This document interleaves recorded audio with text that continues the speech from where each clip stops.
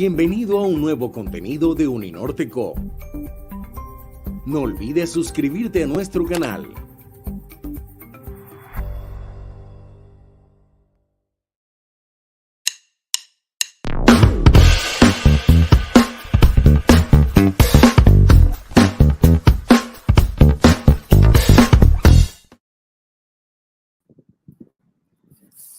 Muy buenos días a todos. Gracias por asistir a esta quinta edición del Encuentro Diseño en esta segunda jornada. Antes que nada, quiero recordarles que esta jornada de la mañana se va a desarrollar en inglés. Good morning, everyone. The fifth edition of Encuentro Diseño welcomes you to the Products and Services panel.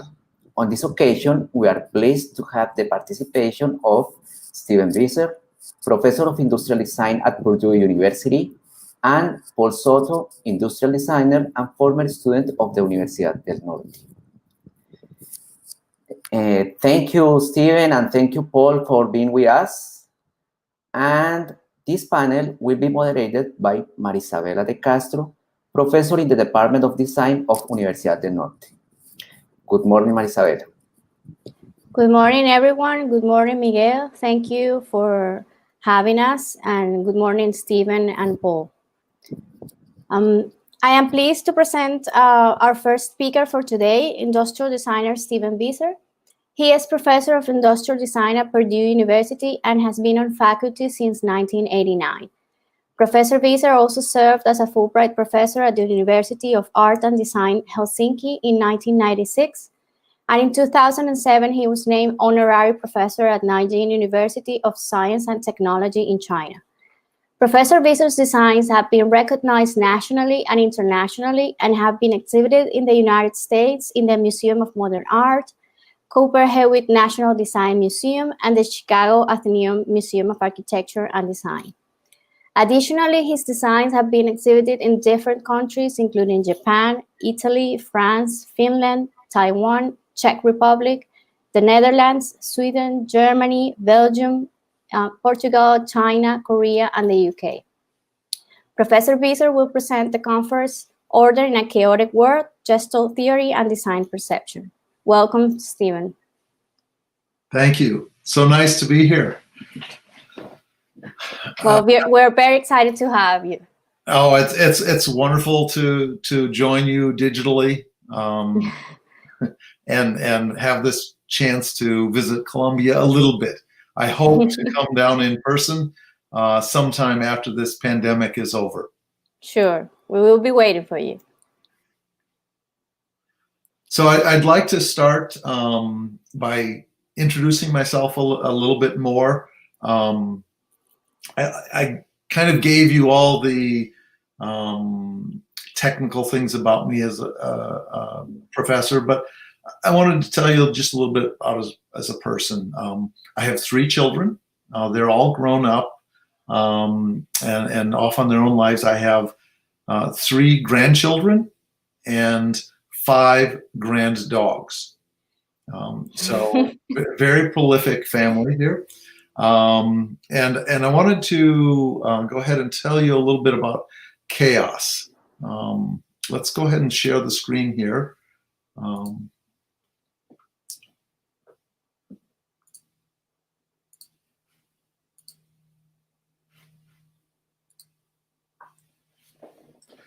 So today we're going to be talking about order in a chaotic world, Gestalt theory, and design perception.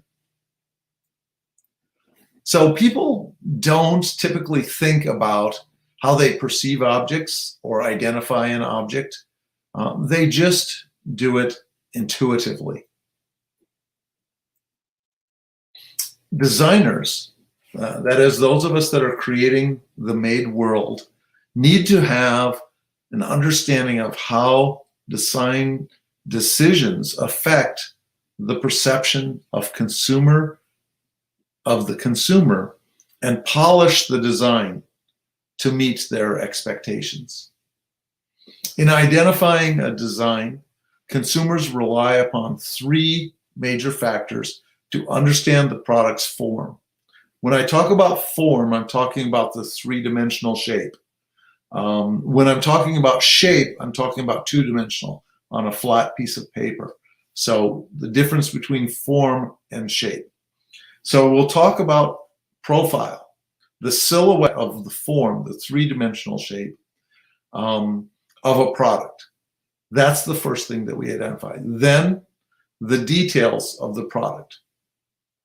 And finally, the topography, the surfaces of the product.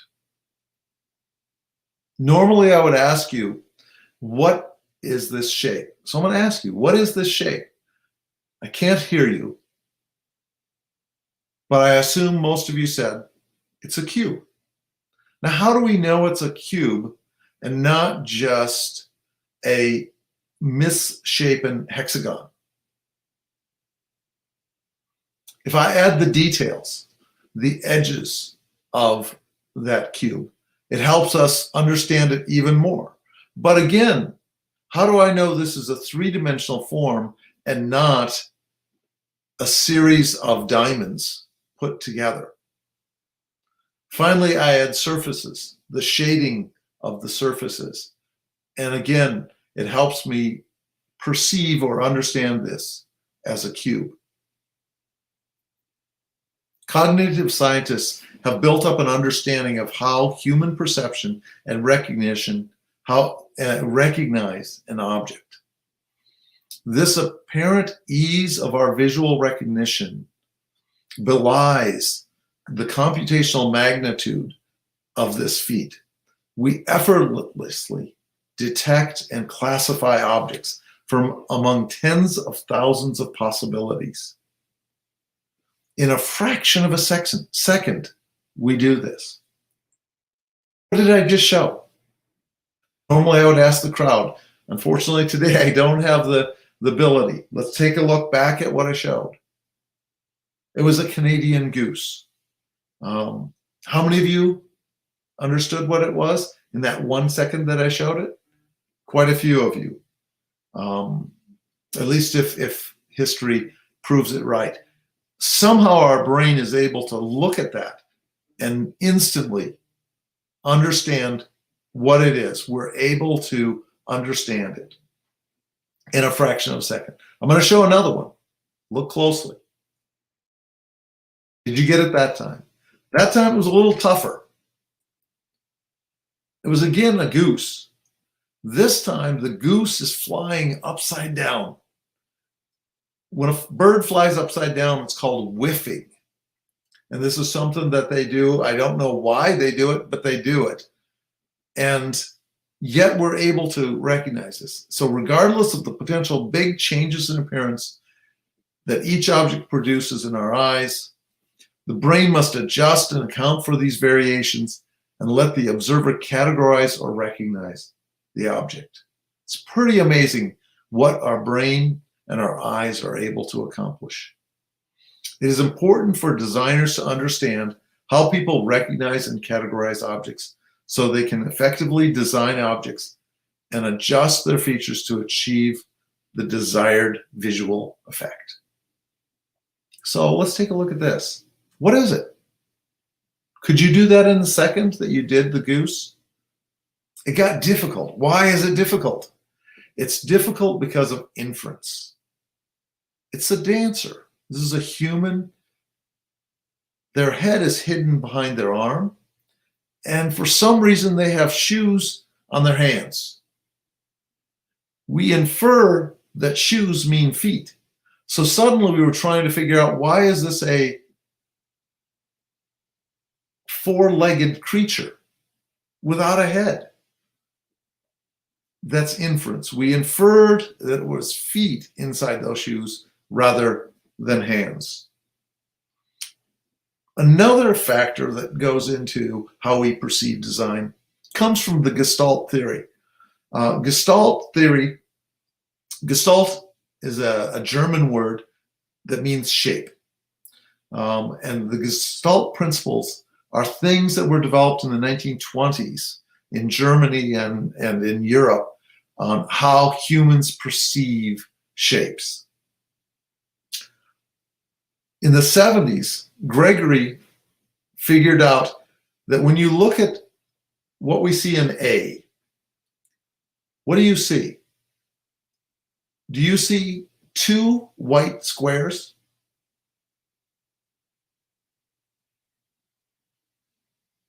Why do you see 2 white squares? Because really there's just a series of black dots with notches out of them. But because of Gestalt theory, we see that negative space that is created. We continue that shape and we see that there are white squares. Yet if we think about it, there's no way it's possible for there to be 2 white squares, because the 2 black dots with the notches cut out of them would be on top of those white squares. Yet our brain tells us there are 2 white squares there, even though that's impossible. So corners and edges are critical, even if the proportion, if portions of the edges are missing. So for example, we've got 3 shapes here. Let's take a look at these a little more in detail. Let's add the details. So we had the silhouettes. Now we've added the details. Finally, we add the surfaces. So what are the differences between these 3 cubes? When we look at the shapes, we can see the middle one is appearing smaller. And that's because there are fillets on all of the edges, which sort of removes that edge. And our perception of the object is based on the edge. So just by rounding the corners of a cube, we can make that cube appear smaller, or of a smaller proportion. So let's dive deeper into Gestalt principles of perception. The most influential early proposal written about the theory was published by Max Wertheimer in 1923, Gestalt Laws of Perceptual Organization.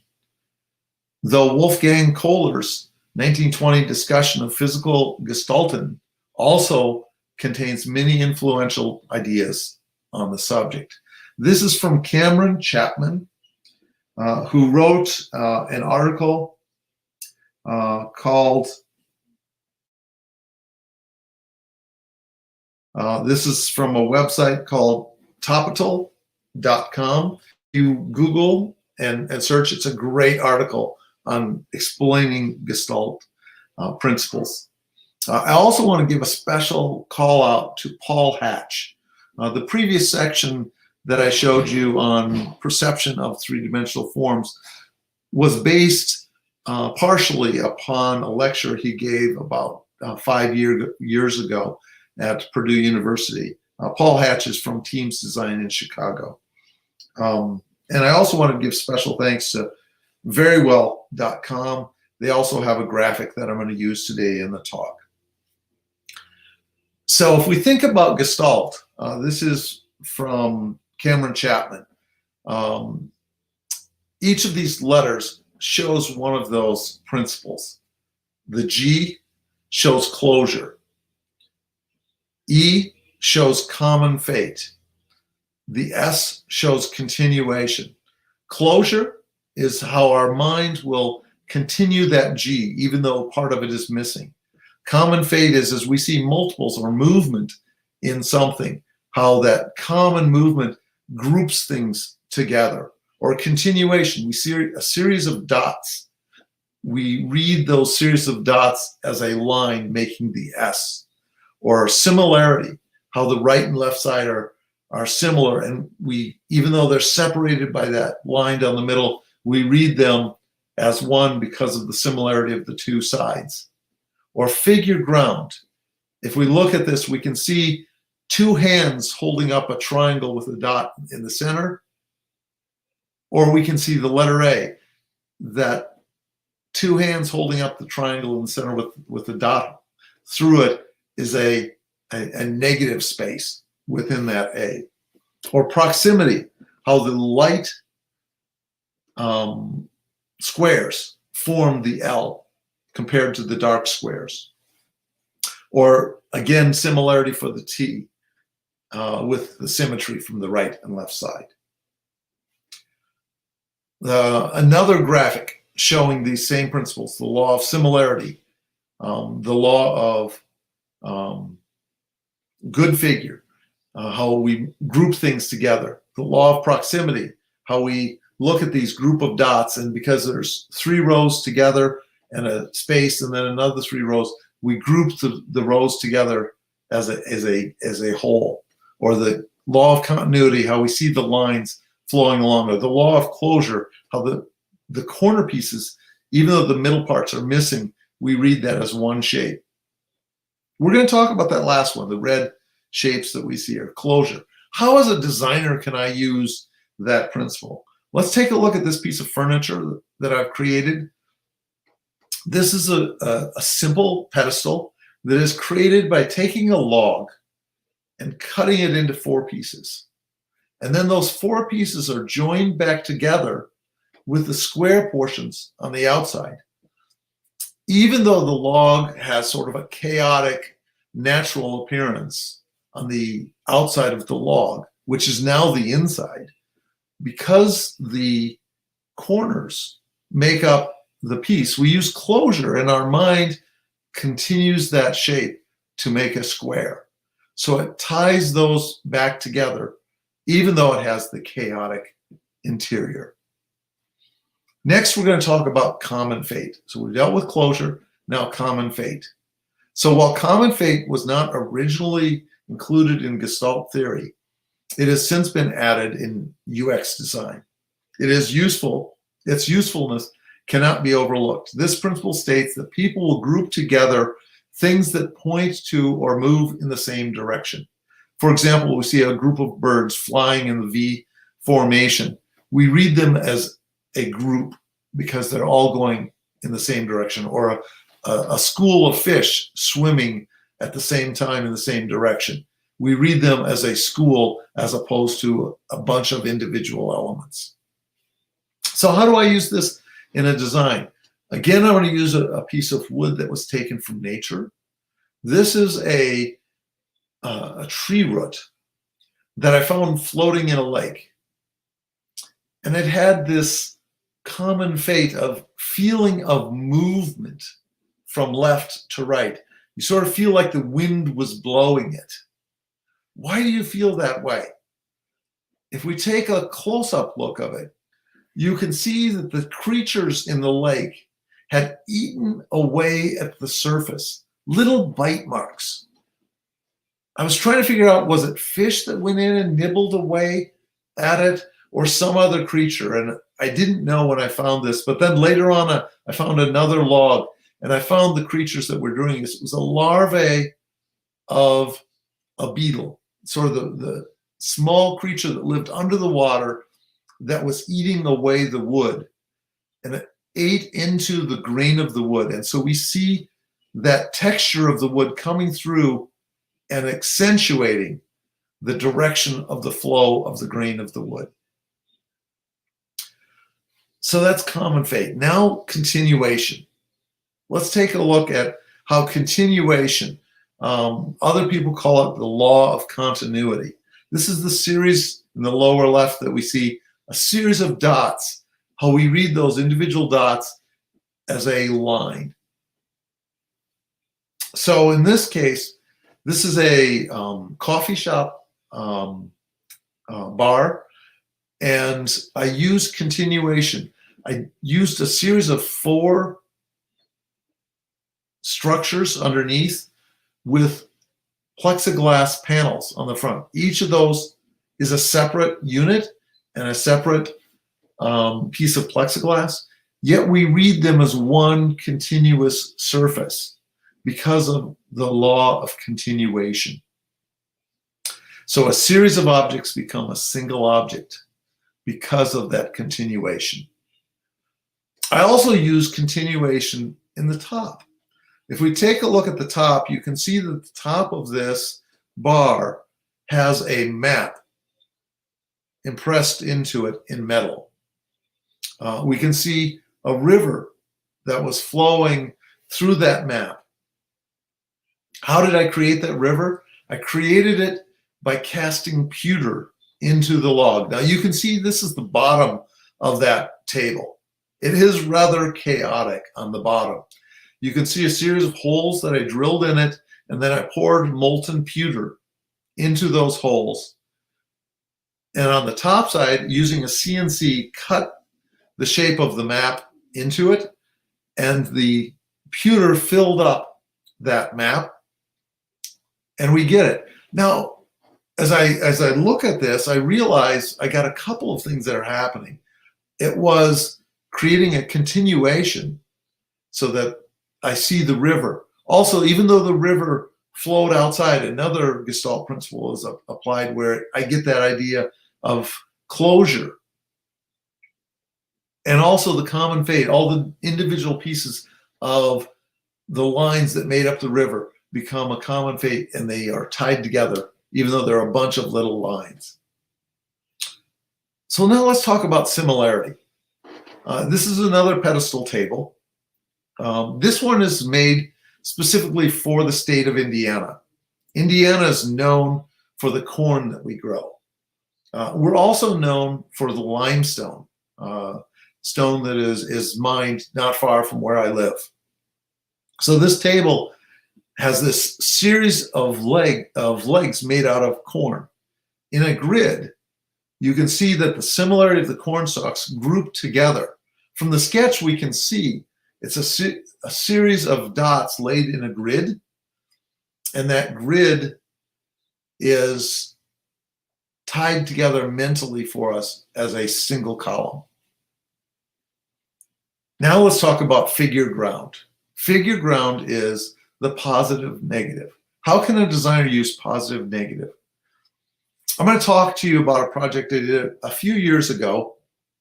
I went to Italy on a research trip to Rome. And I was at the Palazzo Malassimo, which is a museum that had this fresco. This is from approximately the 1st century BC, about 1900 years ago. And you can see the Roman boat. This boat inspired me, and I thought, I want to put this into a piece of furniture. So to put it into furniture, I'm going to show you a transition to the furniture now. And you can see that I used the figure ground reversal. I created the illusion of that boat by the areas of the legs that I removed. If we look back, you can see the boat shape is implied in the negative portion of the legs. Also, the 6 legs, originally this had just 4 legs, and I decided to make it 6 legs to get the illusion of the ribs of the ship or boat implied into the table. This table is called Herculaneum. It's named after an ancient city in Italy that was buried by Mount Vesuvius in AD 79 when it erupted. The whole city was buried in hot mud, about 500 degrees hot mud. That mud wrapped around the furniture and was so hot it burned the wood, turning it to charcoal, but because it was under the mud, there was no oxygen for it to burn, leaving only the carbon. And so today we still have that furniture remaining because the charcoal of the furniture is left and been preserved for almost 2,000 years. So I'm going to use another principle, and that is proximity within this design. I used this photograph I took of some hot asphalt. The tire tracks melted into the hot asphalt, leaving this wonderful texture. I took this photograph and I used a laser to etch it into the top of the table, but I etched it into the top in a pattern, in an oval pattern. So it's just the texture applied, yet our mind will group all that texture together as a single whole. If we look up close, you can see that I took the photo and I mirrored it about the center on the right and left, so it's identical on the right and left side, but it follows that oval shape. And then to follow the idea of Herculaneum, I burned the furniture to accentuate the grain and create this charcoal surface, and then rubbed the blue paint into it to accentuate, again, the patterns within it. So that was proximity and how we tie that texture together to create the form on the top of the table. Finally, let's talk about similarity. We can use similarity in another way, and that is with color. In this case, I took a root of a tree, cut off the excess to create a circle, and then bleached the whole piece to create a common order. By using that bleaching process, the complete piece now looks like it belongs together, even though I cut portions of it off. Because we read all of those white pieces together as a whole. And I told you about I had 3 grandchildren. This is Lucy, one of my grand dogs, who's admiring the table. So let's talk now. How do we've got all these Gestalt principles. How do we apply these to mass-produced goods? Let me take a look at how much time I've got left. Make sure that I'm okay. I hope we're doing all right on time. I've lost my timer. So let's just take a look at some pieces. So here we have a couple of things. For example, this is a wheelchair lift for the use in the back of a vehicle. It was a very complex design, and so I wanted to simplify the design. So I did a couple things. Used color to create order. So even though it's made out of many pieces of many different shapes and it's dynamic in movement, I used yellow and black as the primary colors. Yellow to indicate the points of interaction and for safety concerns, and then the black to unify with a few accents in metal. I also used repeating patterns. For example, on the side, I used a negative shape cut into the side that you see through those little capsule shapes to get those 4 little horizontal line dots, and then the series of LED lights to create lines along the sides. Even though they're a series of lines, that you get that horizontal line within it. This design is used. You can take your wheelchair, wheel it up, lift it up, and enter in, and then it folds up and fits inside the van. Here we can see a close-up detail of the design. The color scheme I talked about, how the black pieces fit together with the yellow pieces, and then the metal accents for the connectors. Let's talk about how we use figure ground or positive negative shape. Here I've used the cutout in the top. The circle at the top is cut out of the wood, circle at the bottom cut out of the concrete base.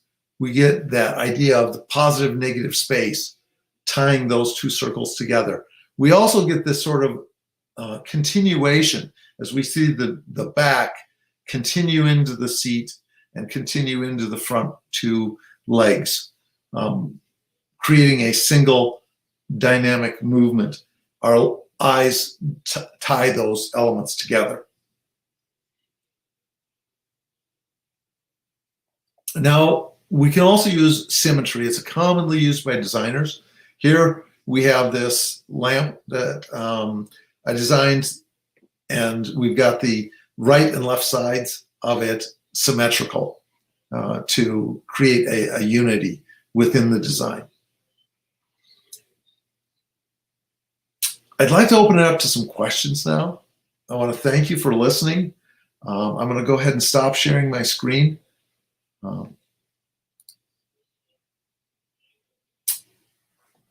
Do we have any questions today? Stephen, we will do the questions after Paul's presentation, so we kind of engage both of you in the conversation. Is that okay? Perfect. Thank you. Okay, so now I invite people in the audience to send their questions through the section comment. You can do that in Spanish if you want to, and I can translate for you for our speakers. Pueden hacer sus comentarios en español o sus preguntas allí en la sección de comentarios, y cuando llegue el momento de la sesión de preguntas, pues yo las traduciré para nuestros conferencistas. Les pido que comenten, que hagan sus preguntas a lo largo de la presentación que viene, y cuando terminemos volveremos con nuestros dos conferencistas para tener una pequeña discusión. ¿Vale? Thank you, Stephen, for sharing your conference with us. After the next presentation, I'll say to you that we will open up the questions from the audience. Now I'm pleased to present industrial designer Paul Soto. Paul graduated from Universidad del Norte in 2013 and did an internship in Espumado del Litoral as the coordinator of their design and quality department. He was also part of the design team for the Great Pier in Barranquilla, and was co-founder, designer, and creative director for Caoba Studio, also here in Barranquilla. He now lives in Australia, where he works as a product designer and production assistant at Tession Studio in Sydney. Paul will present the conference Self-Confidence Designing for Companies. Welcome, Paul. Thank you for being here with us. Thank you, Marisabella, for inviting me, and thank you for all the persons who are involved in this chat. I really appreciate this moment, this space to share my experience with you guys and also with the students, because I was a student as you guys, so I know how there are so many things that we can learn from the guys who are forward than us. So just first of all, yes, I want to just thank you for all the participants of this meeting. So teachers, students, colleagues, and other members. I would like to thank the invitation to be in this meeting and able to share my experience as a designer back in Colombia and Australia. So let's get into, please, next, Miguel. So first of all, let me introduce myself. I'm Paul Soto, industrial designer from Universidad del Norte. I got my degree in 2013, but I have been practicing my career since 2011, I reckon.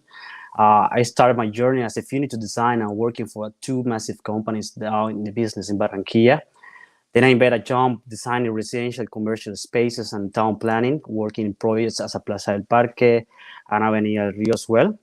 Now I'm living in Australia, working as a product designer and a production assistant here in Sydney, less than a year, in a design studio. I like photography and I like my free times. I like to compose and play some music as well. So down here, you can find some of the relevant companies in my learning process that I will use them as an example for this talk today. So let's get into, please, next.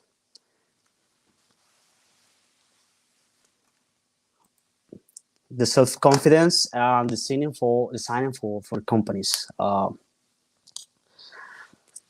Yeah, thank you. One of the first questions that I had when I started my professional career, and very surely we have asked ourselves, we have started a project or a contract, is will I do it right? Like if I'm doing right while you're doing the process, what if I do wrong? And what I'm doing will be enough for my customer expectations, right? So this question as a young designers generate fears and doubts, especially at the beginning of our working life, because we know if we make mistakes and we're gonna make them, the consequences will not be the simple note that we eventually be able to recover. We're gonna lose money, and maybe we're gonna, maybe the money to our company resources, and in the worst of case, our position. So, how I developed that self-confidence. To be honest, I don't have the truly answer for this, but what I can say is all the experience that I had and how I become my self-confidence something stronger during the time. So because I know each process is different, and I hope you take mine as an example, and depending on your case, you can easily create your own criteria and self-confidence in your process, guys. So please, next slide. Yeah, so we have In 2011, I did my internship in Espumado del Litoral. When I joined this company, there was any background of designers on it. So I was the coordinator of the quality and design department. My expectations were high, but my experience was completely zero. I based my trust just on what I had learned on the uni, you know. But quickly I realized that from the theory to the practice there is a huge step. So my first projects were based on the technical knowledge and how design projects should be aboard, with all the steps like researching, conceptualization, sketching, prototyping, etc. So I require a marketing research for the commercial department to start, but immediately the manager of the company called me and told me, "Hey, we need a quick design, and making a marketing researching will take time and money, you know." So then I realized that the needs of my client, in this case was the company, were not the same needs for my projects, and likewise they were not the same needs for my employer as well. So in that moment, I trust my technical knowledge and focusing on optimizing the production process of the existing products by standardizing them and creating a production technical sheet, which are implemented by this day of the company. So we can see in the left corner of the slide some of those sheets, and also the final result, which is the furniture we have at the bottom. So as we know, it was 2011, the trends were different. Also, the social economic target that we were designing was very low. So there's very different furniture that something that we can do nowadays.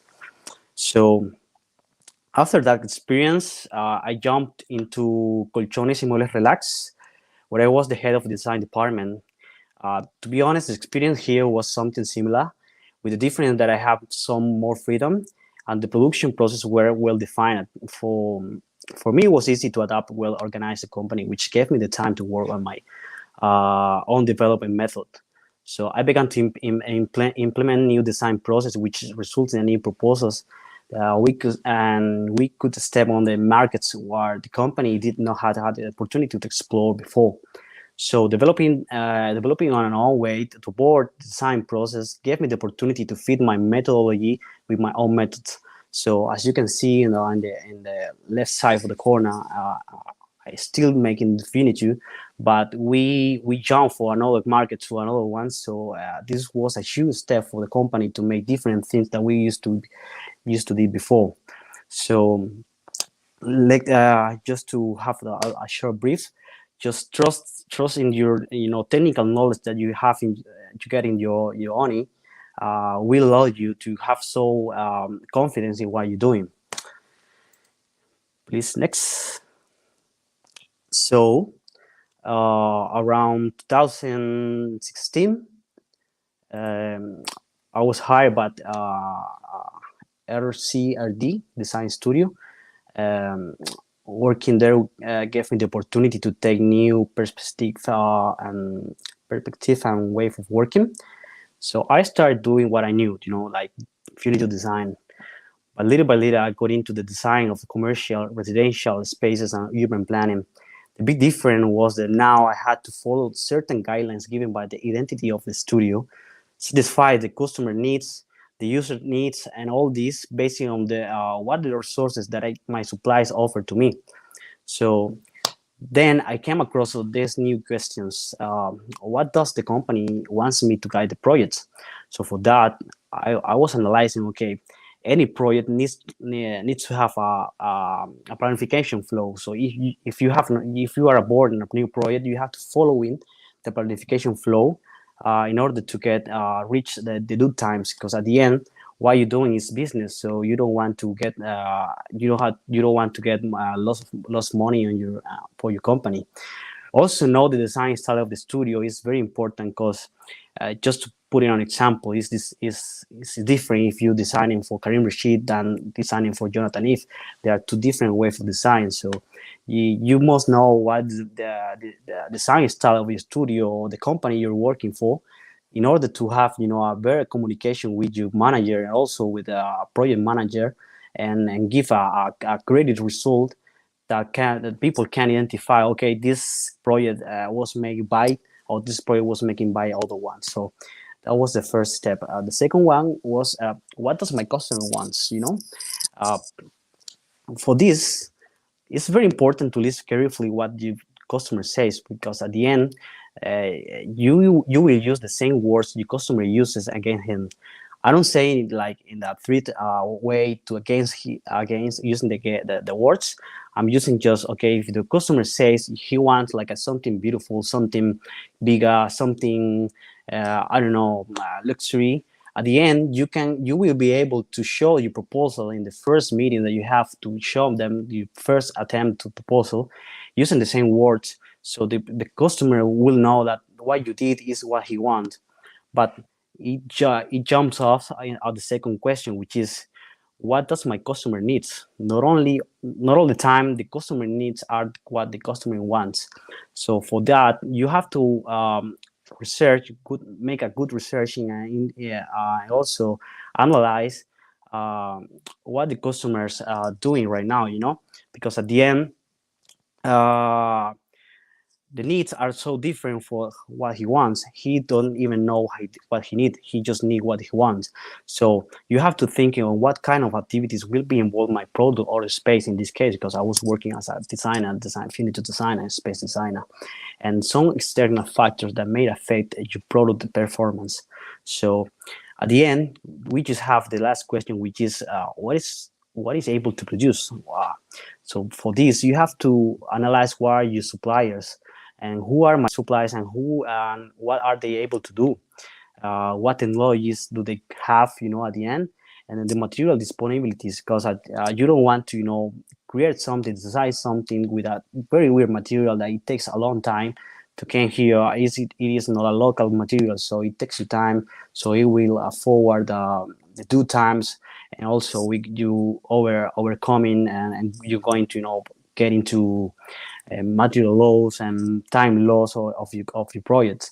So all of those questions, thanks to this, I was part of the design team with architects on projects such as Plaza del Parque, where I helped them, the lighting and the interior design of the mall, Avenida El Rio as well, offices, restaurants in different cities in the country, hotels, malls, and apartments. And in the left side of the slide, we can see, like renders, and also some images of some of the restaurants and spaces that I designed when I was in this company. There were more, but I can fit them all together in the one slide.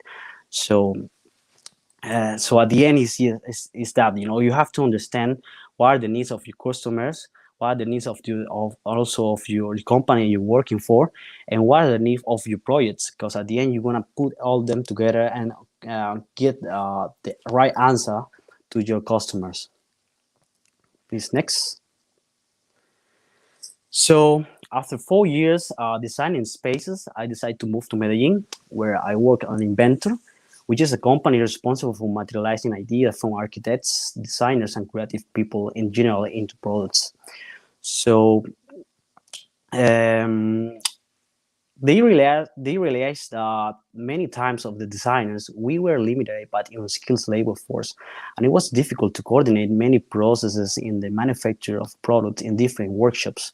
So many times it has happened to us that we design a chair, for example, but they have metal parts, they have wood parts, even on luxury, and we found the carpenter does not know how to read the products, or the welder needs the dimension from the wood parts to proceed, and the project gets stuck. So, well, these guys offer a skilled labor force and different processes on one place. But many times the clients came to the company without a solid design idea, so they require us to develop an entire design project, and that's where I took the place. Something that I really learned working with those guys was each team member have different skills from each other. And one project where my knowledge was limited, I had the support of the team. And all the projects we developed had at least about 3 or 4 people involved. So, for example, these stairs, as you can see on the right corner of the slide, this stair that we designed, develop and manufacture was a project where the client, in this case was an architect, came to us with the need to develop a type of stairs that would be the protagonism on the apartment down in Las Palmas. After several proposals and structural analysis with the team, we with the product engineers also, we were able to develop, manufacture, and install this spiral stair in the apartment. And of course, the customer and his customers as well were very satisfied. So, as a learning I got was that not all the things we can do, not all the things can be done by ourselves. And if we have the multidisciplinary team of professionals, we can identify the strengths and use them as advantage to give us a feeling of support in all kind of projects, even in the most difficult. So feel support, and be supportive with your team group. So there are many other jobs. This was my team group. We are celebrating Christmas at the time, so you can see many beers maybe. And also we start to we develop furniture, we develop spaces, we develop stuff like that, and also like high tech technology for very specific projects. So after that, please change. So after that, I decided to move to Australia. It was a big decision for me because the main reason to come to Australia was because I would have the opportunity to design a different country, also to improve a little bit my English skills. So I came to Australia as a foreign student. You are prepared to work whatever you need, because if you're lucky, you can find a design job. If you're not lucky, you will keep working, like a waitress, like a cash sales, whatever. So I came to Australia 1 year ago. Actually, this month I will be 1 year. So my first job over here was as a cash guy. It was in front of the counter, all the customer came to me to take. I was taking the order, working on that Mexican restaurant, but having shift around 8 hours a day. But every time I finish my shift, I set up in front of my laptop and start to send letters, selling my CV to all the design studios here in Sydney. And so I thought I got like a revelation in my career. So I said, okay, I've been far away from what my roots, which is furniture design and product design, because I was making space design for a while. So I decided to give me the opportunity to restart my product design career. So I sent, I could say 500 letters to all the studios here in Sydney, but I just received like 4 answers. And one of those answers was this guy. He told me, okay, mate, I just have, I can give you a job, but it's not like a design job. I just need a hand because I have a big order of 120 lamps. I need someone to help me to assemble them. So that was my first attempt as a designer. So I started working as a production assistant, assemble like 120 lamps at that and in a period of time. So even the time was running, he was able to see my abilities and my skills. So he started to give me some other projects. So we start to playing around with lights, with some table approach, like a disc grinder on the bottom left of the slide. As you can see, this is like a salt and pepper grinder we're working with. So in the middle of the sequences of photos, we can see the sequence of how I do this thing. So the first is making the top part, which is in wood. I'm doing on the lathe, then I oil it and then sand it. Then I have to cast and pour in the material to make the body of the part, which is ceramic. And it's very interesting the way how you develop skills to make it better every time. I remember the first 20 batch, I fucked them all. Everything was on the trash because I wasn't having any good experience on it. But after the time was running, I got expertise on the project, and now I'm saying I could do many of them in one day, and more of them I can say they work perfectly. And also not only with this project with the silent people grinder, but also with lights, which is the turn lights making in the clay as well. And it's a very interesting process to make it, because at the end it's very you love what you do, and he start to see what are my skills doing on this kind of projects. So now we are designing furniture together. He started to give me many other jobs, like for designing, involving in the design process of the studio, like the stool we are looking on the bottom of the presentation. It was a stool. It was a short order for 3 or 4 stools. So he was planning to make the production in a way. But once we start to make the production, I take the leadership about the production and say, okay, mate, we can make it faster. We can make it better if we make in this way. Maybe the way you think was it was good, but if we make it in this way, it will be better.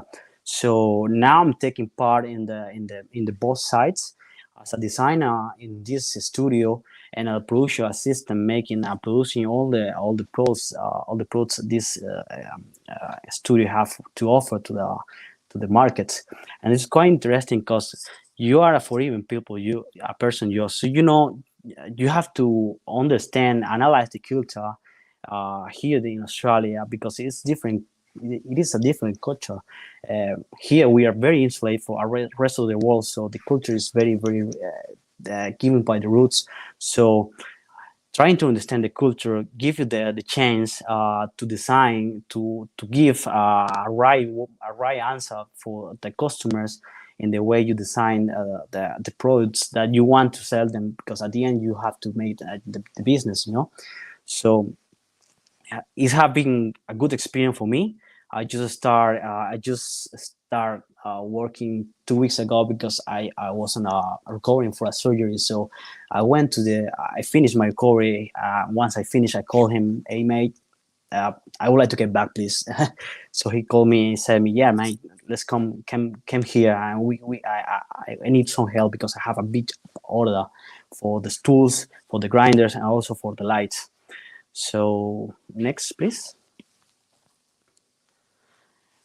As a conclusions, I would say to develop self-confidence and your own criteria, you must trust on your knowledge you got in the uni, the knowledge you develop in the way to become a good designer. Everything in the life is practicing. So even more practice you have, much better you become. So listen, comprehend, and apply what you listen, what you comprehend, apply on your process. Try to create your own method, because at the end is something that you're gonna trust on your own method, your methodologies. You have to be receptive what your teamwork is telling to you. You're not be able to do everything. That's why you have a multidisciplinary team.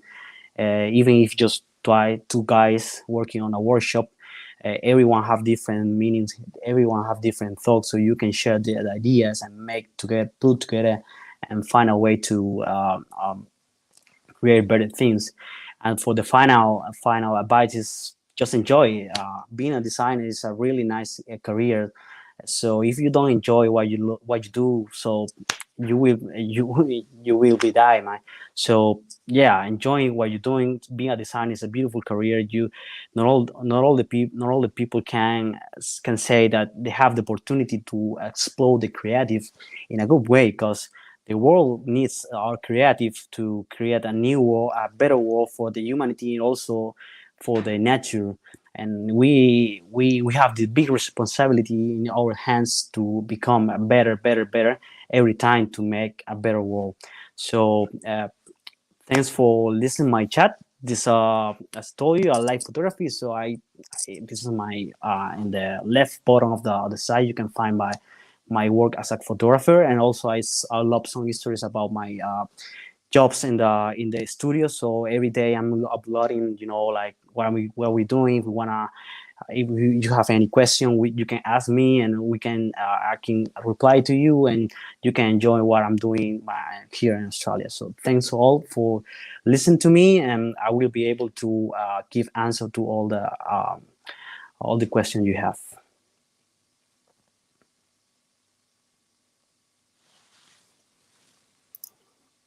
Okay, thank you, Paul, for your conference and for sharing your experience with us. Now we will look at the questions from the audience sent by the viewers through the comment section. So hi, Stephen, again. I have a few questions for Stephen and other ones for Paul as well. So first, Stephen, someone is asking, which is your favorite principle to work with? Do you have one favorite one that you always use or that you use more regularly? I think similarity, trying to create unity by using similar elements, is probably the one I rely on the most to create unity within a design, especially in chaotic designs. Great, thank you. And when you design, are you aware of using the Gestalt principles, or do you get awareness of their usage after you have finished designing? Yeah, that's a wow. So I'll start by just the idea of Gestalt is something that I was aware of for my full career, the term, but I would say I only recently came to a strong understanding of it. So I was using these principles without understanding the words or description of the principles. Okay, good. This question is very similar to one that I had, and it says, what would you say is your biggest inspiration while designing? Does it come from random things, or you choose specifically what you want after you have designed? Especially with those pieces that you use, the large pieces of wood or the large pieces of stone. Is it after you have found the piece that you decide what you want to do with it, or is it the other way around? It's both. So in the case of the roots, first I found the root. Actually the dark colored root, we almost hit it with our boat. My son and I were out on the boat, and we almost hit it with our boat, and so we pulled over and took it out of the lake. And then it's like, this is such a cool piece. I have to do something with it. Yeah. And then it was a family decision. My wife and I had a discussion. I wanted the piece was much longer than what you see. It was probably twice as long as it ended up. And I wanted to make it into a sculptural piece that stood up high in the air. And then my wife said, if we turned it sideways and cut it this way, it'd be a really nice table base. And I'm like, yeah, she's right. So that was a very collaborative process with my wife, but it came from the wood. The corn stalks and the stone, that came from my mind. In other words, I thought of the design, and then I went out to collect the stone and collect the corn. So that worked the other way around. Right. Okay. Thank you. And would you say that the design principles of the Gestalt principles should be applied consciously to all the creation processes, or do you think that it should be a balance between like free design and then the application of the principles? I think it's really important you understand perception and how people perceive and how the Gestalt principles affect that, but then it should be somewhat subconscious. Mm-hmm. I don't think I would. Okay, well, we give assignments in the first year that students are at Purdue. We give assignments specific to each of these principles. so that they can learn to use that principle. Like we have a positive negative project where they very consciously design for positive negative. But after that first year, I think those things become more part of your base knowledge and less of in front of your mindset. Yeah, we do that here at Uninorte as well. Usually students practice knowing the principles in the first year, and then you just let them do and apply them unconsciously. Yeah. But don't forget them. Don't forget them after the first year. We have that problem. The first year you teach them all the principles, and the second year they forget everything. And so I hope the students are listening to you and taking good notes of what you're saying. Here's a question for both. It says, Paul and Stephen, have you ever had or felt a creative blockage when you are doing a design for many clients, or you're designing for many clients? Yeah, or for different clients. Yeah, many times. It's part of the process, you know. It's something that is real. So in the way you start developing your own method, you can find in some point the way to resolve it and give it a good I would say like answer for the customers. And every time you have and you getting in this situation, what I recommend to do is something that, yeah, be creative. Use techniques like increase your creativity. Like maybe for me, I worked listening like classic music at some point, jazz at some point. So it gave me the way to my brain work in different way than the normal way, in the methodical way. So it gave me the opportunity to be more creative and maybe thinking out of the box and give a different point of view. Also, be supportive, as I told you, with your teamwork. Also with your friends. If you have friend designers, as you can keep asking them, hey, what do you think about this? What do you think would be better? What you reckon about this? So every point of view collaborated on your project, make the project better and more point about the answer what you really need. Steven, do you want to add something? Yeah, so for me, the biggest challenge is starting. Like you have a project you want to work on, and it's just like just starting is so hard. Yeah, start the creative flows, but just getting into the mental state to start. So I've learned a few things. One is to be bold and make public commitments. Go out and tell your friends or whatever, I'm going to enter this competition. And then you've got that deadline and you've got to get it done because you've told people, I'm going to do this. And I'll tell you, deadlines are just so important to success. Yeah. Deadlines, I don't think much would get done, at least in creative people like myself. It's so hard to get things done without those deadlines. And then once you get into it, you get into that flow, that creative flow, and it's wonderful. But just getting started is the hardest thing. And if you can create a deadline that forces you to get started, it's good. Good. Thank you. I have a question for Paul. It says, which part of your design process do you consider to be the most important? I think they're referring to the steps that you talked about. Oh, the beginning of the process, the beginning of the idea is, for me, is very, I mean, all of them, all the steps are very important in a way. But the beginning of the process, and when you're starting to create your idea, because the first idea is your boundary, you're gonna take all together to getting from the idea to the real project. So it gives you the opportunity to develop a good thing. So and also to print your own fingerprint on the work you're doing. So if you design, for example, if you design a chair at the beginning of the sketching time and you fell in love in the sketch, you say, oh, I love this shape, I love this form, and you twist it off, you bend it off, so you fell in love in the sketch. But once you becoming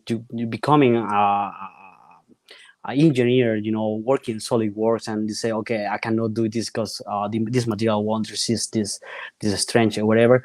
So it changed a little bit the shape, it changed a little bit the form of the product, but at the end you want to preserve what you did at the beginning. So in the way you get more excited and in your process is, for me, it's the best part, to be honest, and it's very important as well.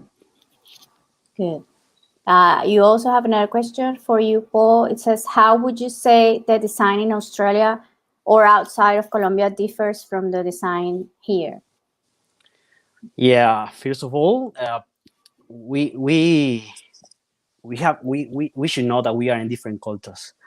Every culture have a different way, different perception of the things, not only in the uses of the objects, but also in the way they think and the way they can understand how the things works.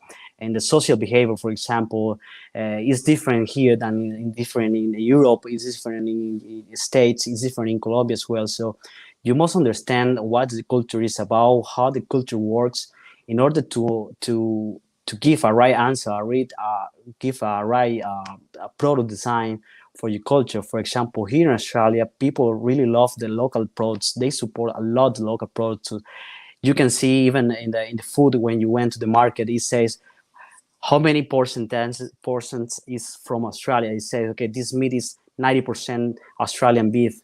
This meat is 70% Australian beef, because it's something important for this culture. But it's not important maybe in culture as us, like in Colombia. We can eat meat from, maybe from a different part of the world, but at the end, in some point, we don't care. I mean, people care, but it's not like common thing. So yeah, the best part is just analyze very quickly, very deeply the culture, and understand how it works and how the people think, to give it the right process to your product designer. Thank you. Another question for you, Paul. How did you feel, or how was the first feelings of your first professional experience coming out of the university? Oh, I was afraid. To be honest, I was afraid because I didn't know the company was too big. It was a huge company, and I know that if I did any mistake, it was become like a big loss of money, time for the workers, for everything. So I was afraid at the beginning, but I trusted my knowledge. I trusted my techniques that I learned at the uni, and that was like my shield against all the insecurities that I had at that moment. But once you start to get involved in the projects, you see that people really catch up quickly, and what you say and what you're doing, and they support you. You start to feel support by themselves, and wow, you start to feeling better. And this fear is getting away for the time.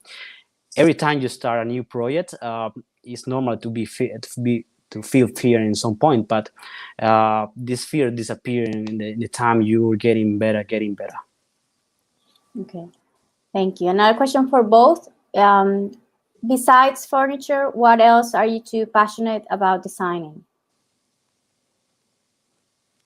Please, Steve, you're first. Sure. So I've done a lot of consumer electronics, and really have enjoyed doing those projects, especially with consumer electronics.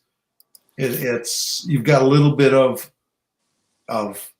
chips and PCBs to put into the product, but you have a lot of flexibility with what to do with the form.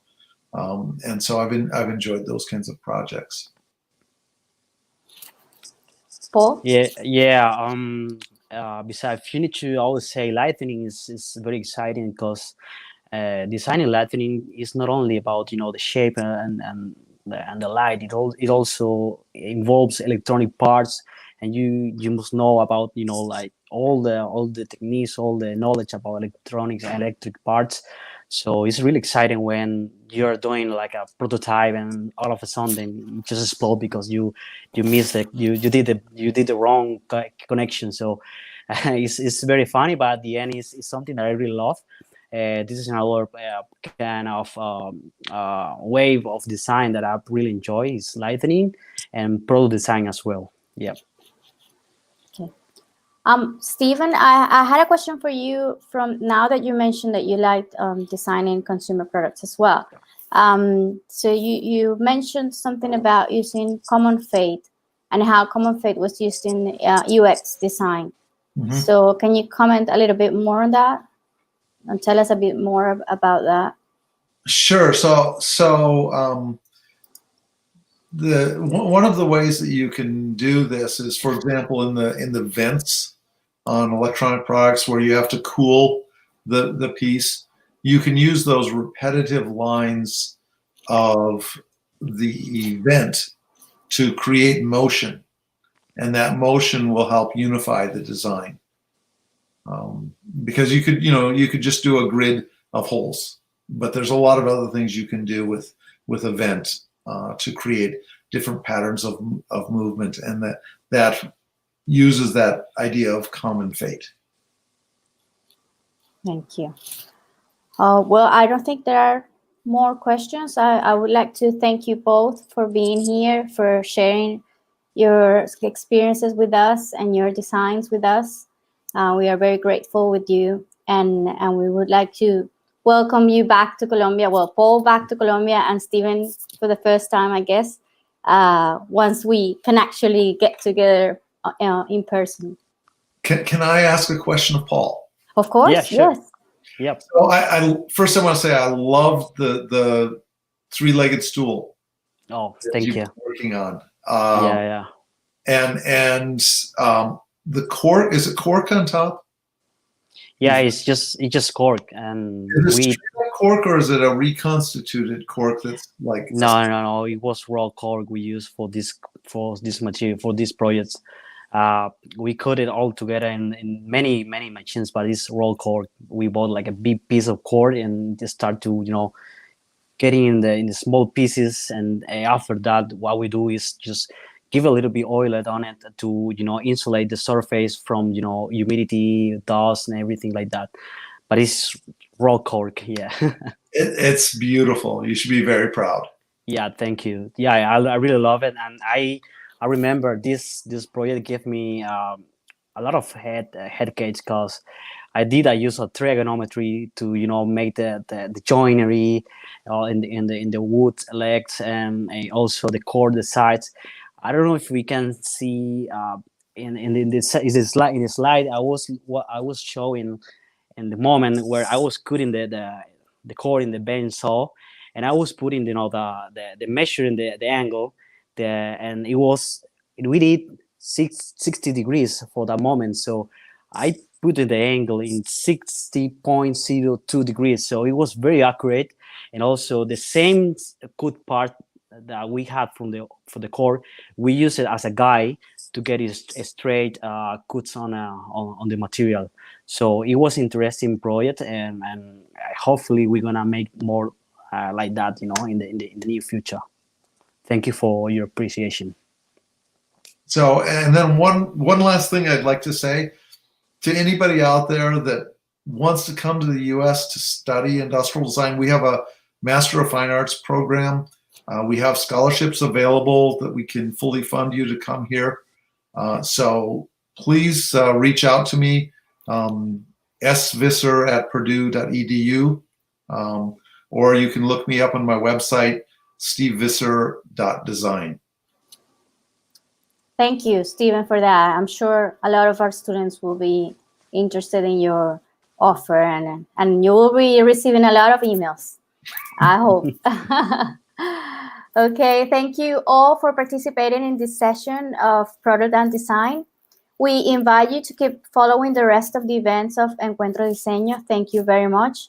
And we will see you this afternoon for our panel with our graduates at 2 p.m. Los invitamos a todos a conectarse esta tarde al encuentro con egresados. A las 2 los esperamos.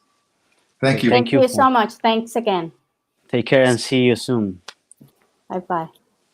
Bye-bye.